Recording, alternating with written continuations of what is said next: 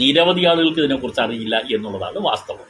മറ്റൊന്നുമല്ല, ATM card കൈവശമുള്ളവർക്ക് ഒരു free accident ക്ലെയിമിന് അവകാശമുണ്ട്. 10 ലക്ഷം രൂപ വരെയാണ് അത് ലഭിക്കുക. ഇതിനെക്കുറിച്ചിട്ടുള്ള വിവരമാണ് പലർക്കും അറിയില്ല.